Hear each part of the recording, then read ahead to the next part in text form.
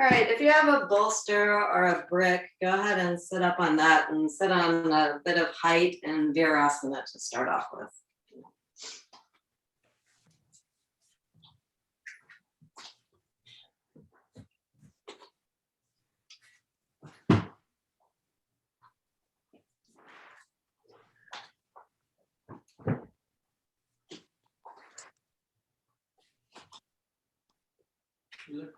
What I've been, welcome Darlene, welcome Chaya. You have to hear that. What I've been doing in my weekly classes since the first of the year is taking us through the sequences that are in the back of the book in Light Yoga and Appendix 1. And a few weeks back, and I like doing this because it's a progressive way of working through the poses.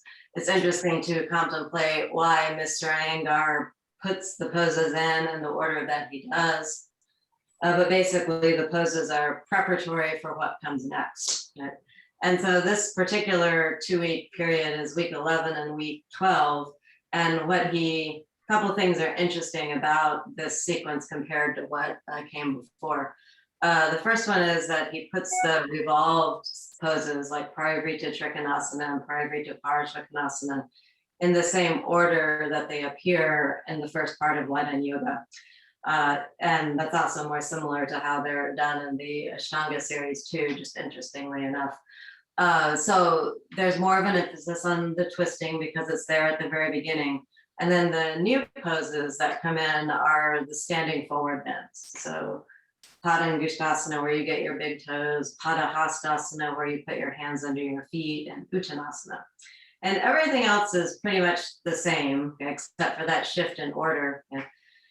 Next week, there's another week of this consolidation, and then the following week is when he officially introduces headstand and also the belly down back bends. So we're working our way through these, and my own experience of my own practice and having done this kind of work is that my own standing poses have gotten a lot stronger, and just overall, I felt a lot more stability, both physically and psychologically, which I think we all need as we're going into year 2 of the pandemic. And I've also noticed just in seeing people via the Zoom screen that there's an increased fluidity in the poses that y'all are doing. And so those things together speak to me to the effectiveness of this kind of work. So the reason I'm choosing to sit in Virasana is a few weeks back, the pose Parigasana, gate pose, got introduced. And I realized that I don't spend enough time sitting on my shins. And as a result, in that the weight tends to fall forward rather than staying rooted well backwards. And so I said, well, we could just start sitting in Virasana rather than Swastikasana for a while and see what happens. We're up on pretty much height, so it should be relatively easy to do this. But if not, you can add more height. And if your knees just don't take this way of sitting, sit in the way that you normally sit, which could be cross-legged on the floor or even up in a chair. Okay. All right, so there are lots of ways to start getting the weight more back into the buttocks rather than leaning forward, which tightens the groin. Okay. The first one is you can reach down and get the top of your shin, not even just the knee, but if you can actually reach down to the top of the shin bone and pull that forward, okay? You begin to spread the shin bone. Again, it's not just the kneecap, but if you can actually get the top of the shin bone and pull it forward, you begin that process of lengthening the shin bone. Okay? And then you can do that from the other way too, is lift your toes up and get not just your fingers under your toes, but if you can wiggle your fingers under to the top of the foot itself and then pull back, that helps get length in the bottom part of the shin bone and open the front of the ankle, which is often very tight. Okay, so just those 2 manual adjustments, you may feel that the weight has moved back more into your buttocks. Okay. Now, that's just placement. So you also can work with actions. So from the top of the shin bone, extend actively back through all 5 toes, and also spread your toes. And those actions will help you bring, again, the weight more where your sitting bones are right, kind of in line with your spine, rather than having that bending forward action. Then suck your outer ankles in. And if you're sitting on the brick or a block, you would be squeezing that with your inner ankles when you suck your outer ankles in. Suck your outer calves in, and those two actions should result in you feeling some firmness come into the hips. Then push your hands down and let your femur bones descend a little bit more, and that'll help the groin descend. Then lengthen up through your side ribs. Roll the shoulder bones back. Bring your shoulder blades in, away from the neck, and into the center of the body and up a little bit. So you really feel the chest get well lifted and broad. One thing that's nice about starting off in Virasana is you do get a very palpable awareness of the verticality of the seated position. Right? And then you can participate, well, fold your palms together to heart first and use your thumbs to lift up the sternum a little bit more. Use your forearms to lift the whole rib cage up, and you'll feel your trapezius muscles release away from your neck. And close your eyes if you haven't already. And as you inhale, make yourself taller from the tailbone all the way up through the head. Keep that height, and as you exhale, move the prana, the energy of the breath, outward towards your side ribs and armpits. Inhale, make yourself tall. Keep that height. Exhale, make yourself broad. Inhale, extend yourself. Exhale, expand yourself. Use the breath to create a sense of inner spaciousness. Then, having created a sense of inner spaciousness that's palpable for you with the breath, with the inhalation and the exhalation, now turn your awareness to the exhalation itself. Follow the exhalation pathway of the exhalation with your mind. Like it's a pathway that you can follow from the outer world more deeply in. It should have a soothing effect on the consciousness or an internalizing effect on the consciousness. And as you cultivate that practice of watching the exhalation, you'll also notice that there's a pause that comes at the end of each exhalation. Patanjali tells us that we can watch the quality of that pause, or the quality of mind at the end of that pause. And that will help us reduce the obstacles towards seeing the inner self, or differently put, the interruptions in our practice. So the breath is always there, the exhalation is always there, as a means to helping us go inward. And from that still place within, let's chant 3 Oms together.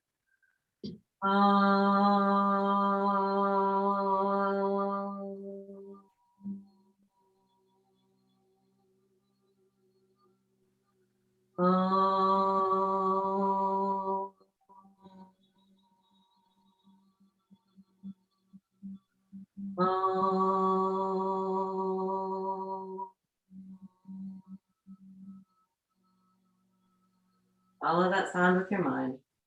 Follow the reverberation of the sound with your mind. And from that space, inhale. Keep your chest well lifted and broad. Bring your chin down to your chest and your hands down to your thighs with your palms up. And then raise your head and open your eyes. Okay, so just because we're working with these sequences, I'm not always going to just rigidly go through the order of them. First of all, they're getting to be a little bit too long to do in the space of a class, even when I remember that it's an hour and 15-minute class rather than an hour. But I have that sequence in mind as I'm deciding what we're going to do today. Okay, so for instance, one of the new poses is Tadasana, where you put your hands underneath your feet. So we're going to do a downward facing dog and spread the palms, and then we're going to come back and do downward facing dog after having done the Tadasana work. Okay, all right, so come forward onto your hands and your knees. Welcome, Darlene's daughter, also who made an appearance there. All right, so spread your palms well. And just notice the quality of the pressure of your hands on the floor. Get it turn to the side here. And then turn your biceps toward the front of the room, the front of your mat. Look forward so your thoracic spine goes in. Turn your toes under, and then just push back into your first downward facing dog of the day. It's my first downward facing dog of the day. You may have done some pre-dogs. And so in the first downward facing dog, I'm feeling some nice opening in the armpits, but the weight isn't really fully back in my legs yet. So I'm going to try and lift the quadriceps and the inner thighs a little bit more. Okay, to get even more help with that, I'm going to come up onto the balls of the feet. And here you come up on the balls of the feet, I'm doing it too. And when you do that, maybe you'll notice that your quadriceps actually have lifted a little bit automatically. Okay? And so then you can participate in that automatic lift and lift more. Then lift through the inner thighs as well. And then intentionally bend your knees and come more onto the ball of the foot, even onto the toes more than the ball of the foot. And then from your little toe side of the foot, draw all the way up into your outer hips. And that should help you begin to take more of the weight back into your legs. In fact, you can tip your sitting bones up a little bit and push harder with your hands, and that'll happen even more. Then staying high on your toes, straighten the legs, and then push your hands downward and forward as you pull the weight of the toes back into your legs. And your heels may or may not go to the ground. And as you pull that weight more back into the legs, you should feel the thoracic spine draw in a little bit more. And you should also feel that your heels get a little bit deeper toward the floor. All right, then walk forward till your feet are right underneath your hips. Place your hands on your pelvic bones. Roll your shoulder bones back and come all the way up. All right, so the first of the 3 new poses this month is Gustasana, where you actually get your big toes with your fingers. And the grip that you use to get your big toes is you get the 2 fingers on the inside of the big toe, and then you put your thumb over your nails. And that just turns out to be, for most people, the exact size of their big toe. Isn't that amazing? So that's what we're going to do. All right, so, and this one, the feet are hip width apart. Okay, so stand with your feet about hip width apart, spread through all 10 toes, okay? And then you're going to fold forward, and first just bring your fingertips down into the floor in front of you. If they don't reach the floor, you can have blocks. And if you don't have blocks and they don't reach the floor, you can go ahead and bend your knees a bit, even though this is a straight-legged pose. Okay. Now make the grip with your 2 fingers on your right big toe, and do the same thing on the left. All right, so there's a concave stage to all of these forward bends, okay, which means that the torso in that first stage is actually doing a bit of a back bend. Okay? Now to get all of that going, turn your biceps just like you just did in downward facing dog. Okay? Push your fingers into that space between the big toe and the second toe, and feel how your spine extends forward a little bit more. Yeah. Then pull on your big toes, and that'll help you bring the shoulder blades in. And then push down on your fingers with your big toes, and see if that gets your lower shoulder blades to go in a little bit more. So that's the concave stage. Then keep your legs very strong, and as you exhale, let your head go down to the floor and let your elbows go out wide. Now still pull up on your big toes and observe what happens in the torso. Push down on your fingers with your big toes, and each one of those you should feel yourself going a little bit deeper into the pose.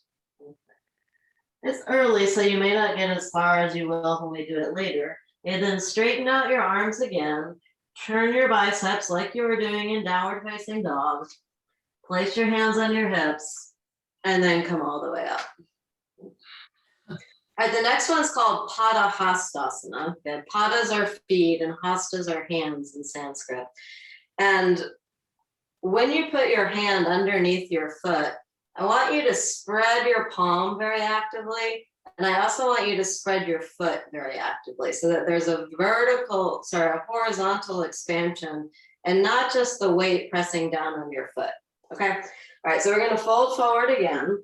You can start off with your fingertips on the floor.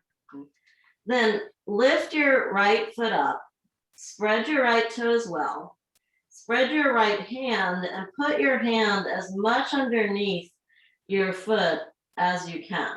Okay. So the toes are spreading, the thumb and the first finger is spreading, okay. And then you can push down on the thumb base joint with the big toe. And for me, that alleviates a lot of tension that I get in my hands from all the computer work and the phone work, not phone work, computer work, phone, being on the phone, texting. All right, and for me, it feels pretty good, but if it doesn't feel good, then you might not be lifting up enough from your wrist, and you might just be crashing the weight down on your hand, but you're in control of how much pressure you want to put down. Okay, so that's the right hand. Take it out, give it a little break. Then do the same thing with the left foot. So you're going to lift the left foot up, then follow the foot up, and look how that engages your quadricep for you very nicely too. Spread your toes, also spread your hands, and then put the hand as far underneath your spreading, foot, yes, hand underneath the foot, Okay, then push the big toe base joint down, thumb base joint down a little bit and out to the center or out toward the thumb side.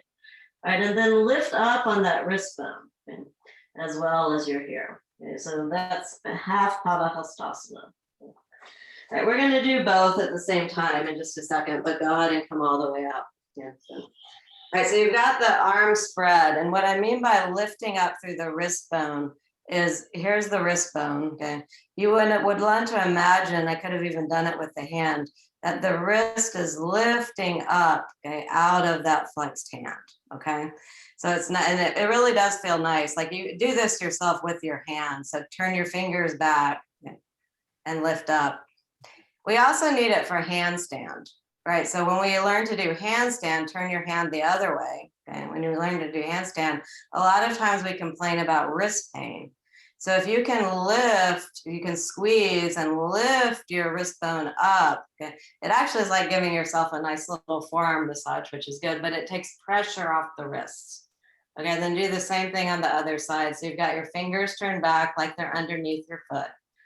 Grip your wrist with your hand and pull up. Okay. Oh, wow, this is so much harder on my side to do this on this side, because my wrist really doesn't go back that way nearly as much. Okay. All right, and then come back like you're going to do handstand. Regrip your arm, squeeze in and pull up. And so what that basically does is it creates a little bit of space in the wrist joint where there's less of a crashing feeling coming down, okay?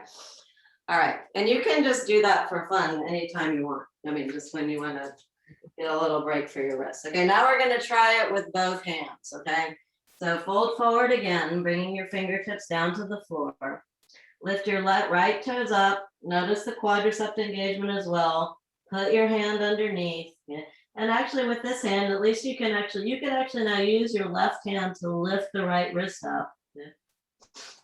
Then put your other hand underneath. And then if it felt good to lift the wrist up, you can do that. You can just momentarily take the right hand out and then put it back in. This one's got a concave stage too, so turn your biceps like downward facing dog, and then exhale, let your elbows go out wide as you extend your head down toward the floor. In all these poses, you really have to keep lifting the quadriceps, the inner thighs, the outer thighs, and engage the hamstrings well, and all that helps you extend the spine downward toward the floor. And then go ahead and come forward back into the concave stage. Put your hands out and get ready for a downward facing dog. Okay. Notice the different feeling in your hands in the second downward facing dog, how they're more engaged with the floor, how there's a more of an even spread, hopefully. And I'm also feeling that my legs are doing more of the work in the second time around. All right, and same approach of getting more action back into the legs. Come up onto the balls of the feet. Observe the lift in the quadriceps, inner thighs, and will you lift, and then the outer thighs, you can get even more by bending your knees. Tip your buttocks up a little bit, though if you're got a big lower back curve, you could overdo that, so don't do it too much. Right, and then draw up from the little toe side of the foot into the outer hips. Then push those hands down and forward, feel the armpits open, straighten the legs, and then pull back more and more deeply into downward facing dog, Binabhasana. Good. And then walk forward till your feet are right underneath your hips. Place your hands on your pelvic bones. Roll your shoulder bones back and come all the way up. All right, so the next new pose that we'll just touch it here at the beginning is Uttanasana, and standing forward bend. Now, Uttanasana, unlike Pada Gustasana and Padahastasana, you actually have your feet together, or your legs together, not just the feet. Okay. All right, so it's more like Tadasana legs. Okay, so join your legs together. Spread your toes. Lift up through the quadriceps, inner thighs, little toe slide of the foot into the outer hip, and engage your hamstrings and your buttocks well. Place your hands on your hips and pull the elbows back, and you'll feel your collarbones get broader. Okay. You can even do a little bit of a standing back arch here, because we do that in some other poses to start that concave feeling in the front body and in the back body. All right, then keeping your legs strong, fold forward and bring your hands to the floor. The floor might be further away, so if you can't touch the floor with straight legs, you can raise the floor with bricks. Yeah. All right. Or if that doesn't work, if you don't have bricks, you can bend your knees, but just know that it is a straight leg pose and you're intentionally doing something different. Okay, you can start off on your fingertips, or flat palms, and on the concave backstage with your hands right underneath your shoulders, and then turn your biceps toward the front of the room like you did with downward facing dog. Then move your hands back where they're more or less in line with your feet, and you're still in a concave backstage here. It's kind of like the second stage of Parago Tanasana. Maybe we'll make that link here in a second. So my heel of my hands is not on the floor, but I'm actually to come more deeply into the pose, I'm gonna press the heel of the hands down, move my hands even more backward behind my feet, keep the leg actions going, and then to get deeper in the pose, I'm kind of rolling over the front of the palm to reach the heel of the hand down. Now, Mr. Iyengar's heel of his hands are not fully down either, but his hands are way back behind his feet. All right, so then you want to walk forward, back to the concave stage, place your hands on your hips, roll your shoulder bones back, and come all the way up. All right, and then stand in Tadasana and just see how your Tadasana feels after having done those standing forward bends. They're pretty powerful poses. Uttanasana really means that. It means intense pose. And if you want to take a look at that Uttanasana before we're going to do it again, but just if you want to get your light on yoga out, Uttanasana is, all of these poses are from plate 43 to plate 48. And you don't have to have light on yoga, so you should get it. What else are you going to do in the pandemic other than read light on yoga? Okay, but that's the first one we did, Gustasana, where he's got his big toes. And see how he's looking straight ahead. And this is what I mean by the concave back shape. Okay. Then he folds forward and the elbows go way out wide. Okay, so that's called Gustasana. Okay. Then right after that is Padahastasana. And then again, notice it's got the concave backstage, but look how close his torso is to his legs. That's really pretty impressive, don't you think? Okay. And then the one I was going to show you that we just did is, look, there's a concave backstage, and his heel of his hand is actually just right by the heel of his foot, but he's still looking forward. And then look how far he moves his hands back behind his feet when he closes out the pose. So he's really using those arms. I mean, look at the hand. What I'm looking at is, here's the hand position.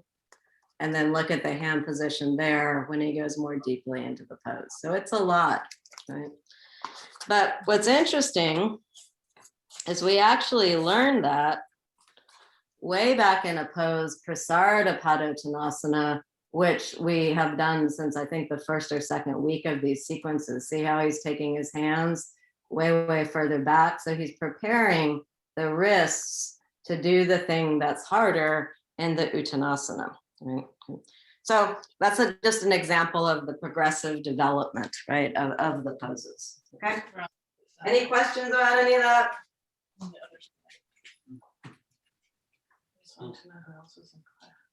Okay, so those are the new poses. We're going to come back and do them later. I want to actually look at some of the standing poses, not just as standing poses, but how they have cousin poses and other klana poses that are called the Supta Gustasana poses and the abdominal poses. Okay, so we will do quite a few standing poses, but we're going to intersperse them with some supine work. So you'll need a brick and you'll need a strap if you have it.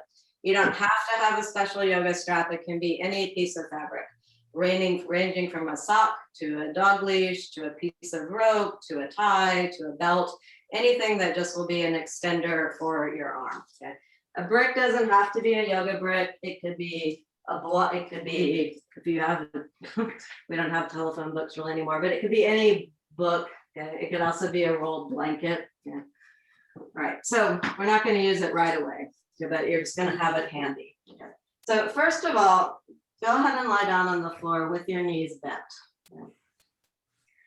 And then you can move with your hands, you can move your buttocks toward your feet. And then you'll observe that that takes the abdomen in a little bit. Actively squeeze the legs together and your abdomen will also draw in. Then hold on to the sides of the sticky mat with your hands and pull the sticky mat away from your head. And you'll feel your trapezius muscles release, the buttocks move toward the heels, and you'll feel your abdomen draw in toward the spine. Okay. Then maintaining that pull your legs up in toward your torso with the legs bent. Flex your feet and spread your toes, and from the little toe side of the foot, draw up into the outer hips. Okay. Then straighten your legs. Ardha Tadasana, the first stage of your legs, and then put the strap on the heel arch connection of both feet. Okay. That should help you get your legs a little bit straighter, that tension there, and it should also help you feel a little bit more where 90 degrees is. But then holding onto the strap, same thing like downward facing dog in the concave stages of the pose, turn your biceps toward your face. Okay, so that's the external rotation of the upper arm. Okay. Now, this is Ardha Padasana, the first stage of the pose. Okay. Then let your left foot release from the strap and then just put it back alongside your right foot. Okay. So both legs are still doing Ardha Padasana. Okay. When you lower your left leg down, think about it being a single leg going to 60 degrees, 30 degrees, and before you reach the floor, give a little bit more effort to keep the leg straight as you lower that heel down toward the floor. Okay. So, I want to change something. If your strap is not in a loop, make it be in a loop. And the loop should be small enough that you have a pretty long tail in your strap. Now, if you don't have a fancy yoga thing, that you might not be able to do that as well. Okay. But do what you can to make your strap longer. And if you don't have that, then you can still just do the arm work without the strap. Okay. All right, so here you are in Supta Gustasana 1, the first stage of it, but I've added this arm above my head work. Now you can pull on the strap, but make your leg be firm and in fact pull away a little bit from your head so that there's some tension in the strap that helps you open your armpits. Okay, so this is just like if we were to turn it upside down, which we're going to in a second, Virasana 3. Okay. It's also like the inversion Ekapada Sarvangasana, which is also in this sequence. Really extend through both inner heels. And you're going to bring this leg, the left leg, back up like it's doing an individual Ardha Padasana. See if your strap is big enough to hold both feet. If it's not, you can switch feet at this point. Okay. Make your hands be really extended and long. Then release your other foot and lower it down to the floor. Now, right before you get to the floor, there's going to be a tendency for that right leg to bend. So give a little bit more effort to straighten it by extending through that heel as you lay your right leg down on the floor. So your left leg is super strong, your right leg is super strong, and really pull through those fingers so you get a nice opening in the armpits. All right, so that's Supta Gustasana 1, okay, just the first stage. And it is exactly like Virasana 3. Okay, so you're gonna roll over to your side, stand up. Roll over to my side and stand up. If you have a chair, you can get a yoga chair. Okay? If you do not have a chair, you can put your hands at the wall. It also does not have to be a special yoga chair because we're not sitting through it. Okay. You just want something to put your hands on. So I want to do Virasana 3 without worrying about the balance too much.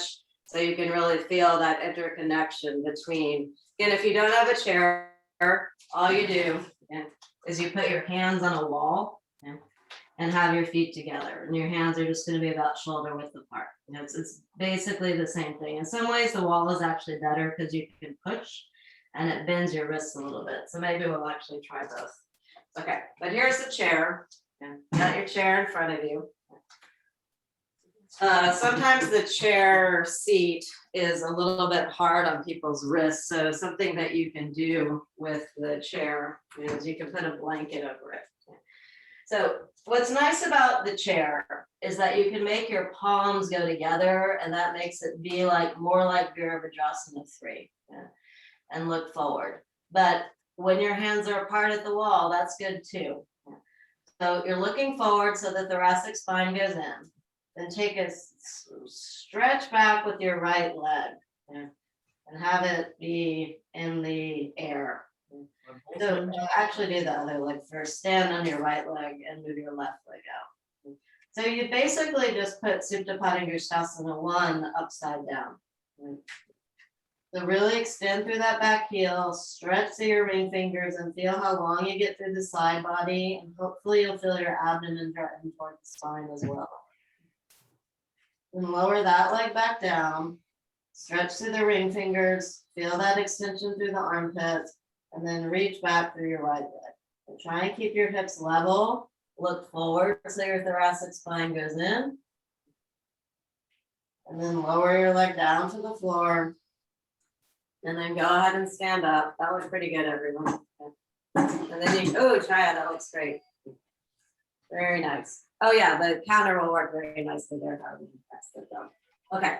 All right, so that's the connection. Virasana 3 is in the sequence, but you can see it's exactly like that stage of Supta Pada Gustasana 1. Okay. All right, go ahead and stand in Tadasana. Put your hands together at your heart in Namaste. Press the heels of your hands together here too. Okay. And reach your arms up into Ardha Navasana, which was just in Virasana 3, right? And it's also in Virasana 1. So press down through the heels and lift up through the ring fingers. Separate your hands, turn your palms down, and then bring your hands back into Parago Tanasana, the Paschimottanasana Namaste for your arms. So if your elbows don't go up high, remember you can hold on to the wrist bones. You just keep your hands on your hips and roll your elbows back. And then release your arms, and let's try that one more time. So stand in Tadasana and Namaste. Lift your chest up into your sternum. Lift your sternum up into your thumbs. Extend from the elbows through the wrist bones and lift your sternum up, the whole sternum up with those wrists. Now, when you reach your arms above your head and ideally even behind your head, keep extending through that heel of the hand and really lift up. Now, move your buttocks down toward your heels, and the more you lift up, the more you should feel the Uddiyana Bandha coming into your abdomen. Right, then separate your hands for Gustasana. Turn your upper arms in, reach your arms back behind you, and bring your hands into Namaste. So get your arm, actually just get a little bit of work for your arms there. And we're going to come back to this later. All right, and then release your hands down and come down onto the floor again. Okay, so Supta Pada Gustasana 1 has quite a few stages. So we just did this first stage, but as we bring our leg in more toward the torso, it becomes more like a preparation for Parago Tanasana. All right, so this time we're going to add in an Ardha Navasana from before. Okay, so lie down on the floor, this time with your legs straight. You can do the bent leg stage first if you need to. But again, pull on the sticky mat with your hands and you'll feel the buttocks move toward the heels.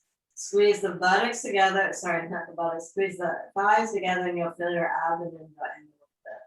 Now from your back rib cage, lengthen through the back body, pull your legs up 30, 60, 90, and then just go a little bit further than 90 and see how much elongation you get that way in your back body.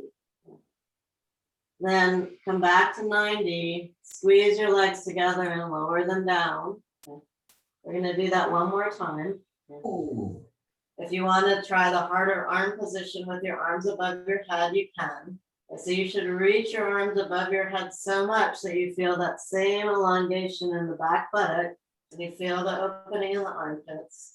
Keep squeezing your legs together, 30, 60, 90, but for our purposes now, just go even a little bit more than 90, so you can really feel that lower back release and the hamstrings get a little bit more of a stretch.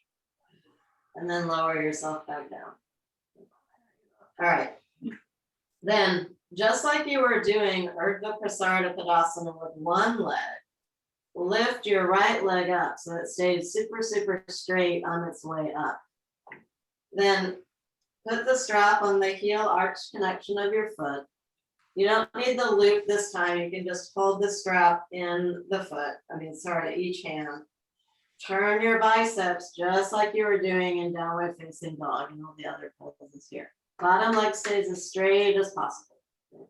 Then from that same place in the back of Ardha Tadasana, start pulling your leg closer to your torso. And as you exhale, you may feel that abdomen draws in toward the spine. Okay, that's the next stage. And then walk your hands a little bit more up your leg, up your strap if you can.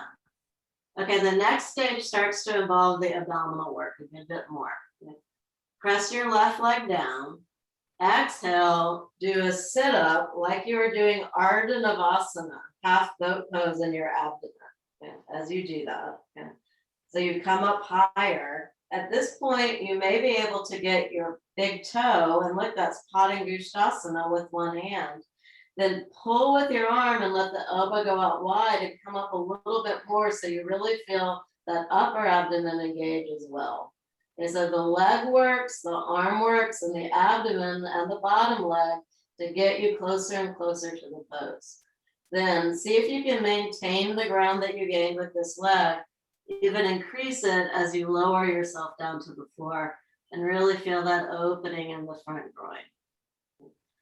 Then let go of the right leg, and then just like it's doing Ardha Tadasana, lower it with control all the way down to the floor, reaching it even longer right before it touches the floor. So before you do your second leg, just see if you can feel a difference between the right side and the left side that we just did. All right, so now hopefully the right leg will have an easier time staying straight. Yeah. Then straighten your left leg, like it's doing Ardha Tadasana, bring it up to 90, put the strap on, check back in at your right leg and make sure it's still straight. Then from that back body, extend from the buttock through the heels and pull that leg in. The leg does move, okay? But you also have the arms to help the leg move. Okay? So this is, we could say, stage 2. Now, stage 3 is when you add the abdominal work very explicitly, and it's like you're doing an Ardha Navasana with your abdomen. Okay. The more you lift up, the easier it's going to be to get that big toe in the Gustasana grip. So see if you can get your big toe. Keep the leg as straight as you can. Then keep your right leg straight and then lower your torso back down to the floor and see if you can pull your left leg along for the ride with you just a little bit more. All right, then let go of the strap. Keep your left leg as straight as you can and lower the left leg all the way back down to the floor like it's doing Ardha Tadasana. We're going to do that one again, but I want to add an Ardha Navasana first. Okay, well, Nabasana and Ardha Navasana actually. So go ahead and sit up. Be in Dandasana with your feet out straight in front of you. Spread your palms, extend from the elbows through the wrist bones to feel the lift in your chest. All right, then move your hands back a little bit behind you. Make sure that you're far enough away from a wall or a hard object. If you were to fall backward, you wouldn't hit your head on anything, okay? right, so. Right, here we go. Lift your legs up higher than your head. Really squeeze your legs together and then add your arms out in front of you. Try to keep your legs as straight as you can. That's called Navasana. And then come back to Tadasana. If you have your strap, go ahead and get your strap, okay, and put it around your feet and lift your arms up. So you want to get the legs straight in Tadasana. So when you lean back, you're not leaning back all that far. Okay. You're just like, my hands are just a little bit back behind my buttocks, but I'm still lengthening my spine back. Okay. So I'm still more in a concave backstage for Nabasana. All right, then lift your legs up, try to keep them as straight as you can, and then add your arms. Okay, so Nabasana. Remember to spread your toes. Yeah. Okay, then come down. Now, Ardha Navasana is a little bit different. And I just want you to feel the Ardha Navasana connection with when we go back and do the Supta Pada and Gustasana work, okay? So Ardha Navasana means half boat pose, okay? We're gonna get the shape of it first. Now this time you're actually gonna come all the way back onto your elbows, okay? It's not this low in the book, but when you come onto your elbows, round your back and draw your pubis and your navel toward each other so you feel your abdomen get strong. Okay? Then lift your legs up to where they're level with the head. There you go. Now come back up to Binabhasana. The bad news is your arms don't get to stay on the floor. Or the good news, because it's more abdominal work. Interlace your fingers like you would for headstand and put them behind your head. Bring your elbows where they're about shoulder width apart. Now, before you roll back with your torso, lengthen up through the spine. You can even use your hands on your head to give yourself a little bit of spinal extension. Squeeze your legs together, roll back toward the sacrum, feel the abdomen engage, and then lift your legs up where they're level with your head. Good, nice. And then come all the way back up. Yeah, so you're on your sacrum, not the rib cage. Okay? All right, so some of you are going back a little too far, but it's a hard pose and it's hard to kind of learn where the right stage of it is over time. Okay, I'm up too high actually myself, but also in the book, if you were to look at the two poses for homework, Ardha Navasana and Nabasana, there's not as much of a difference between the torso positions as then in that book as it's commonly taught now. Okay. All right. So anyway, it's a living tradition. All right. So bring your elbows closer together, pull up with the sides of the torso, draw the abdomen in toward the spine as you roll back onto your sacrum, then lift the legs up where they're level with the head and come back down. Good. Those look really strong, everyone. All right, so could you feel your abdomen in Ardha Navasana? Okay. So when you go back down, again, the Supta Pada Gustasana 1 and lift the leg up. Okay. When you add the shape of lifting up, that's the same abdominal action. Because I just want you to feel that connection. Okay. So you can start off in regular Supta Pada Gustasana 1, pull the leg in. Then as you exhale, press the left leg down and then feel that strong Ardha Navasana work in your abdomen. And then lower your leg down. And then do the same thing on the other side. Okay. Lift the left leg up, flat of your foot. Now it can be right. Press your right thigh into the ground and pull your leg in. Now think Ardha Navasana in your abdomen. And then you can have your hand on your big toe and it helps you get even more deeply into Ardha Navasana in the abdomen. And then lower yourself back down, lower your leg back down, roll over and stand up. Okay. Hey, Ann, so in that pose, should you try to bring your leg as close as you can to your face or not? Absolutely. Okay. If you were to look at the picture in the book, Oh, you yeah. could see that his forehead, it's almost like he's kissing his shin, in fact. It's a good question, so we'll look at it. It's plate 285. Okay, I want to see. Here. Here it is, right there. It's right there. No, that's it. Oh, look at that. That's Yeah, how, look at that. Okay. But you see, he's pretty lifted up in his torso. So in order to have the lifted up like that, he really has to use those abdomen muscles, right? So it's really like Ardha Navasana in the chest. It's a lot. Okay. But what that pose is like, which we're getting ready to do, is Parago Tanasana, which we've been doing from the very beginning of these sequences. Isn't it basically the same thing upside down? Yeah. His chin is getting to his shin. He's just got the added complication of his hands behind his back. Okay? But before he does that rounding of the back, look at this stage where he has a big open concave chest and the shoulder blades are on the back, right? Okay, so that's just like the standing forward bend work. So we're going to do that pose now. Okay. All right, so if you have a wall, you can have your back heel at the wall. You don't have to though, it just helps with balance. So you can have your back left heel at the wall and take a big step forward with your, oh, actually let's put our arms in Namaste first. Okay, so Namaste, Ardha Navasana, Paschima Namaste, just giving yourself a little bit of a shoulder flow here. Okay. Extend from the elbows through the wrist bones so the heel of the hand goes closer together. All right, then step your left leg back so the heel's at the wall. Take a big step forward with your right leg. Turn your torso toward your front leg and you've got that forearm to help there. Now remember the first stage, he actually does a pretty big back arch. Like it's the concave back stage, okay, of those standing forward bends. Now press your heel into the floor, into the wall, fold forward, and then let your forehead come as close as it can to your shin. And you may, if you look at the picture carefully, he actually has his chin going toward his shin, but then you can extend the head a little bit more and you can play with that head position. And wow, I'm really getting pretty close to my shin there from all of that forward bending work.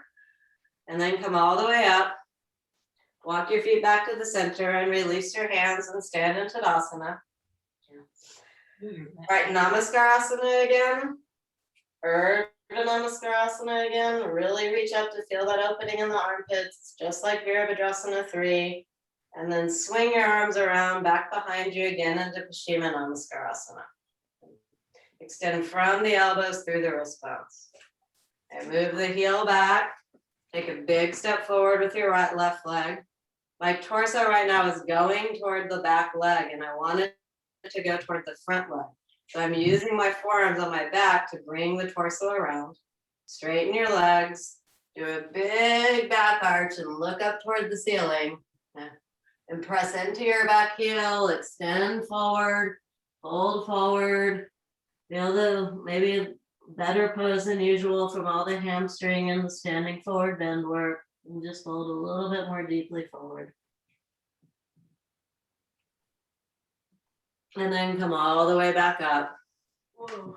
Release your hands and stand in Tadasana again. All right. Then move your feet out wide again to hip width apart. Let's try Gustasana again. So lift your quadriceps, lift your inner thighs, make your hamstrings and your buttocks strong. Keep your hands on your hips and do a little bit of a back arch here. So you start that concave back stage in the upper back. Then keeping your legs strong, fold forward, bring your fingertips to the floor first or your palms. Do the concave back stage. Then get your big toes. And just like Supta Gustasana, we've got Gustasana. Turn the biceps toward the front of the room and extend forward. And then keep your legs strong and then bend your elbows, pull on those big toes, push on the big toes.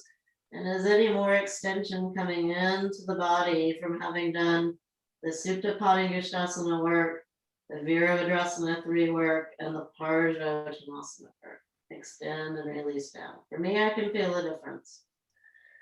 And then extend back into the concave back stage. Place your hands on your hips, roll your shoulders back and come all the way to Tadasana. And you can even arch back a little bit from Tadasana. All right, Padahastasana. I always put my right hand in first, so I'm gonna be radical. and put my left hand in first. Alright, so I'm gonna fold forward, take a little breather here with my fingertips on the floor.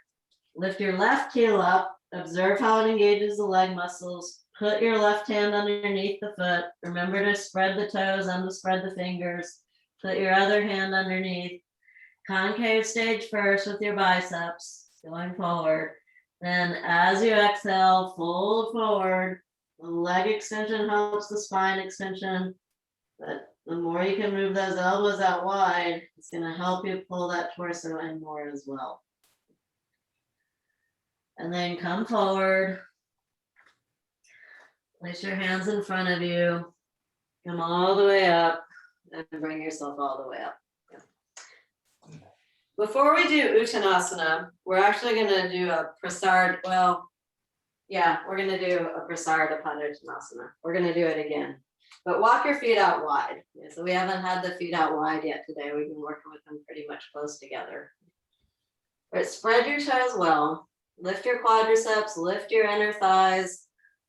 Lift your outer thighs up from the little toes and firm your outer hip buttock muscles. Place your hands on your hips, move the elbows toward each other. This one's also got a huge backward bend, opening the front body and getting the shoulder blades onto the back. And keeping your legs strong, keeping the sides of the torso long, fold forward. And first just bring your hands down to the floor like we did in Uttanasana, where they were just right underneath your shoulders. And you've got the concave back shape here. All right, then in Light on Yoga, Mr. Iyengar shows also moving the hands back in line with the feet and still in the concave back stage. So my heel of my hands are not quite on the floor, but I'm still really extending through the heels and looking forward. And then the next part, it's Ardha Navasana again. Do Ardha Navasana in your abdomen as you try and bring the back of the head down toward the floor. Come back to the concave stage. Exhale, Ardha Navasana in your abdomen as you bring the back of the head to the floor. Then one more time, come to the concave back stage. Exhale, Ardha Navasana and bring the back of the head to the floor. All right, and then walk forward with your hands, come in with your feet. And so in those sequences, walk your feet in. Prasarada Uttanasana has been there since basically week 1. So he's been preparing the wrist for that wrist flexion for when we're going to do this hard, crazy, trying to get our hands all the way back behind our feet for Uttanasana. All right, so let's see how it goes. Pull your elbows back, do a little bit of a back arch so you really feel this opening in the front body and the shoulder blades on the back. Fold forward, and you can come into the half concave stage first where your hands are just in front of you. Turn your biceps like downward facing dog. Then still concave back stage, move your hands where the heel of the hand is in line with the heel of the foot. And he still was doing concave back here. Harder, right? Then it's not quite Ardha Navasana in the abdomen because you're more lengthening the spine. But to get the length in the spine, you do have to draw the abdomen in. Walk your hands as far back behind you as you can now. Okay? Now, the heel of my hand is nowhere near the floor, but I am still extending from the arms and using that extension of the arms to bring my torso in closer to my legs. Uttanasana. Then come out of that pose, walk your hands forward, and then push yourself back into downward facing dog. Just feel how nice downward facing dog feels after all that standing, forward bending, folding work.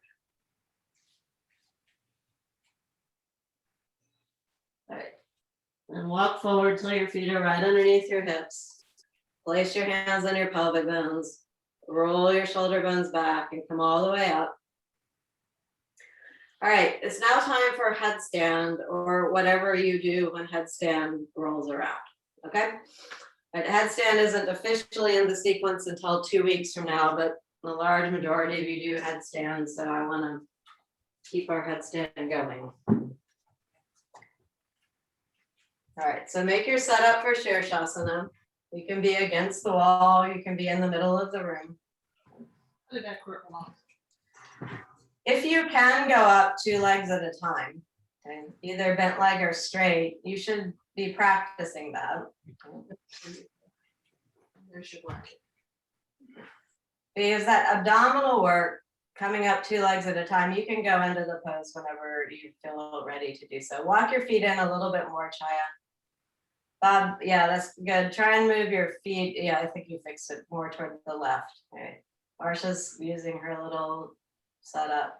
Beautiful, Darlene. That was nice. That was nice rhythm and flow up. It does look like now that you're up though, Darlene, your legs are a little bit moving to the left, just a tiny bit. There you go. Good.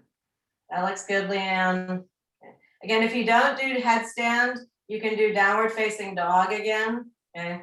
You can also do what Chaya is doing, which is headless headstand prep, where you interlace your fingers like you're going to do headstand. You're on your forearms, and then you come up into a pose that's sometimes called dolphin pose, where you really press your forearms down and lift your shoulders up.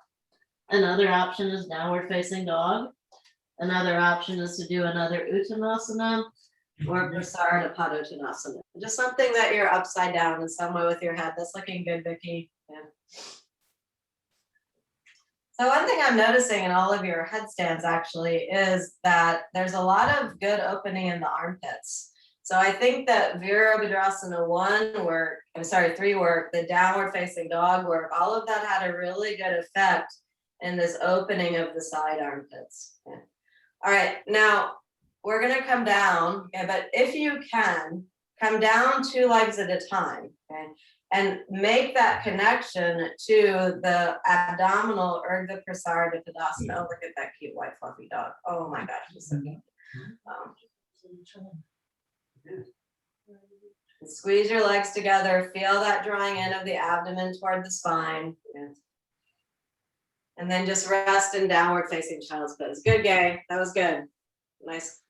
Getting some control there. That's nice. Hard with long legs. That particular pose is a pose that favors the short limbed. All right. Okay. Lie down on the floor again.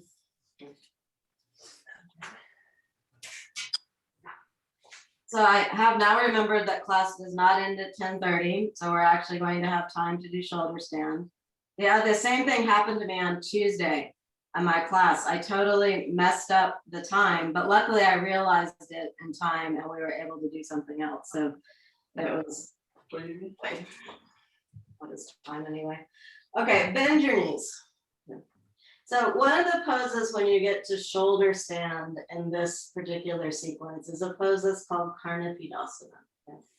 Now, if you don't have shoulder stand yet, you're not going to be able to do Karnapidasana, but you still want to be able to get the actions of Karnapidasana, okay? Which means ear pressure pose. Okay, so, and it's also like Parago Tanasana kind of. Okay, so you're going to bend your right leg up. They're doing half happy baby pose. Okay, and your foot is on the floor and your leg is more or less bent at a 90-degree angle. Now turn your torso away from your bent leg. Okay. Do Ardha Navasana in your abdomen and get the little toe side of the foot. Okay. There's a pretty significant bend in the leg. And then you're up here, then can you straighten your left leg out at an angle as you bend your right knee down. So it's like a supine Uttanasana. Okay, then go ahead and re-bend your left leg and see if you can get your right knee thigh to go a little bit closer to the floor.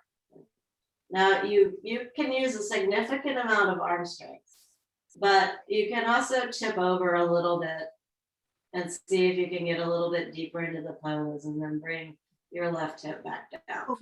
Such a great. So that's kind of like half Karnapidasana. All right, then bend your left leg up. Half happy baby. You turn your torso away from your leg. Then do that Ardha Navasana in the abdomen and stretch your right leg out of the diagonal like you are doing a supine Uttanasana.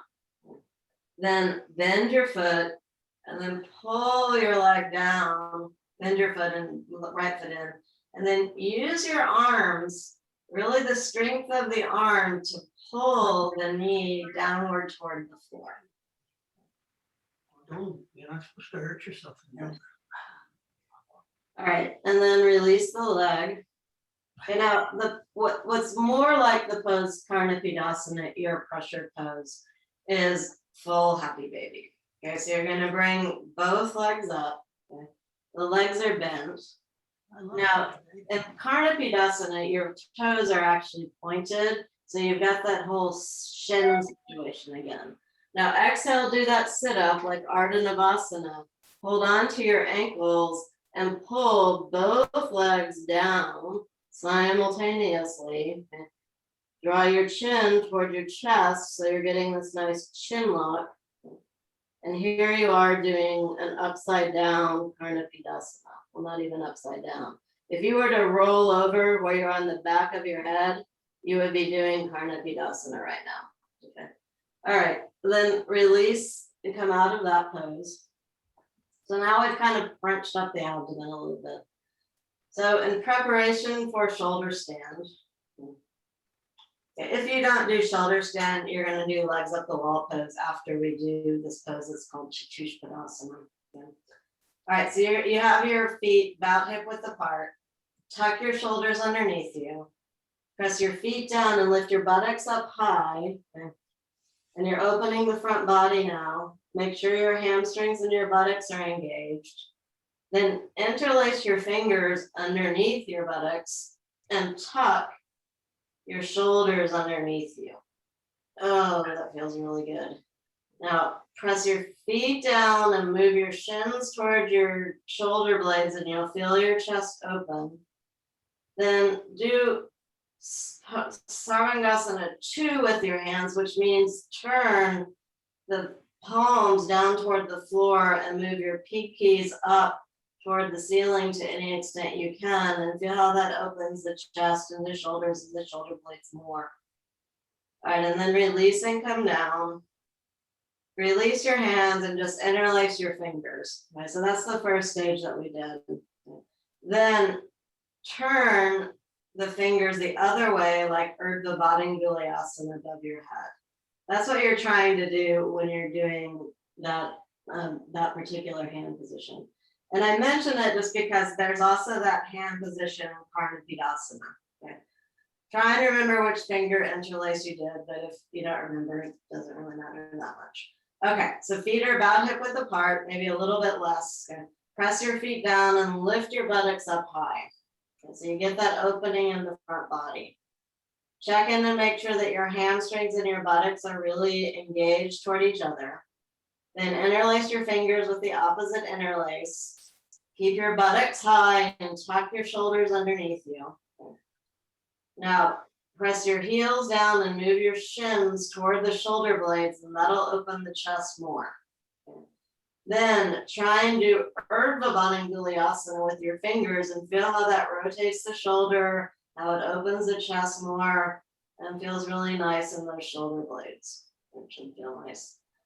All right, and then lower yourself all the way down. And then roll over to the side and sit up. Okay. Now, if you do shoulder stand, okay, set up for shoulder stand now.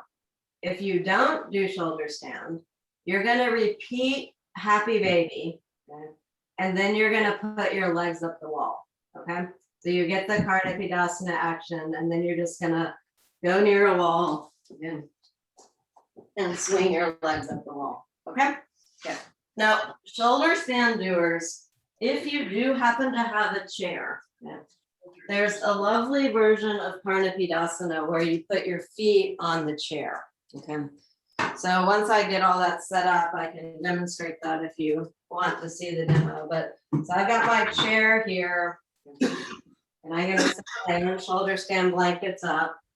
If you know how to do chair Karnapidasana, you can just go ahead and go up into your Sarvangasana, and you do not have to watch the demo. Okay?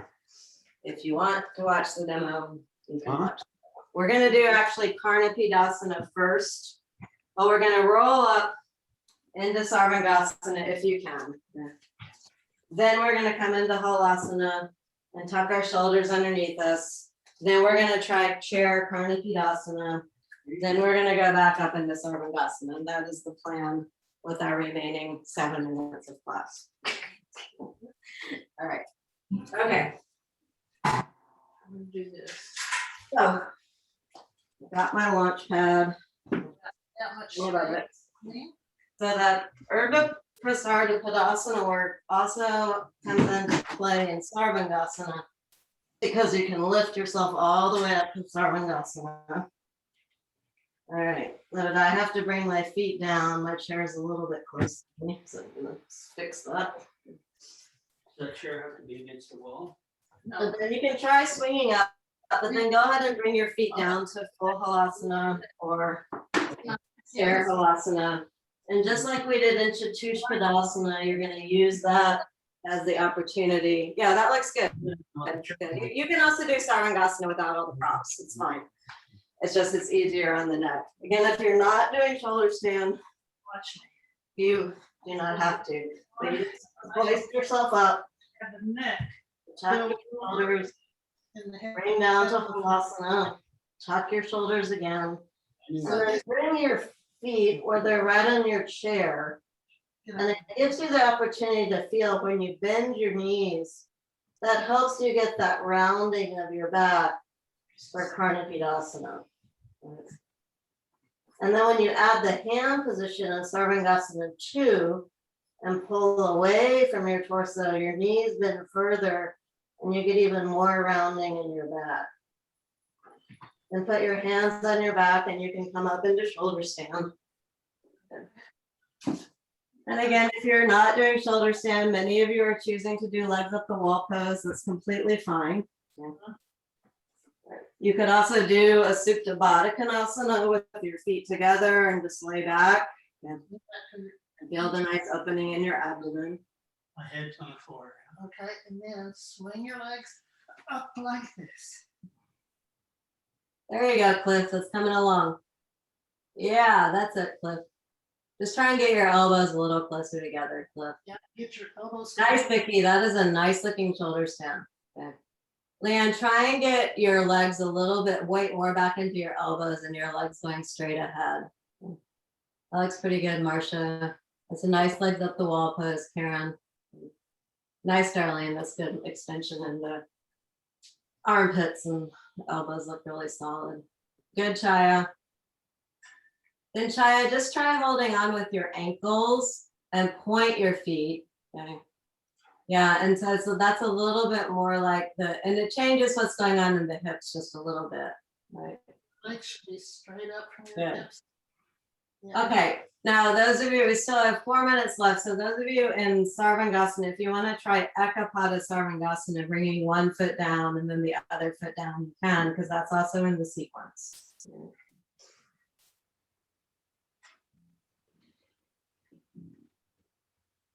And then after you've done that, you can come down into Halasana, roll out of Halasana.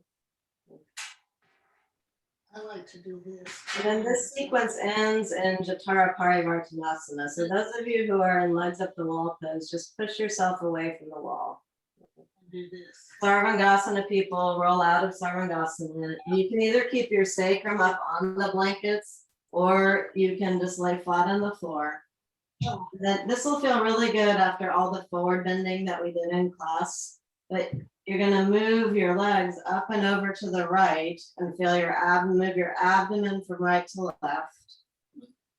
And then you go to the other side, pulling the knees up in as much as you can. And that's that same rounding of the back that we're working on in Karnapidasana. And then come back to the center. If you can do that with legs straight, it's that same Ardha Prasarada Tadasana action of pulling the legs in and moving the legs over. But sometimes that's too much on people's lower back, so you can continue it with the leg bend. Okay. And so after having done a couple of rounds of Jatara Parivartanasana, stretch your legs out straight for Shavasana. And I can really feel as I'm here in Shavasana that sequence, all that forward bending, all the abdominal work, and those nice little twists at the end has really like excavated the space in my abdomen, and I'm just feeling a nice lingering effect of Binabhasana. And that feeling in the abdominal region helps me draw my mind inward to be more internalized in the space of the face. Let your eyes release into the back of your head. Let your tongue release away from the roof of your mouth. And clench your jaw. Let the back of the throat release. Let the sides of the throat release. Let the base of the throat release. Let your ears draw inward. Completely relax the features of your face. Become quiet within.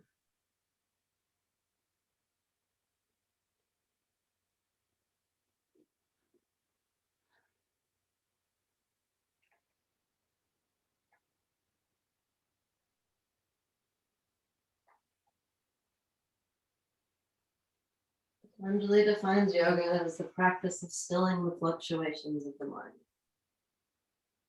He goes on to say, when that happens, we come to dwell in the seat of our own true splendor. Be in that space of your true self. Abide there. Then, from that space, take a couple deeper breaths. If you could use your breath to infuse that sense of inner quietude and bring it with you as you go about your work in the world.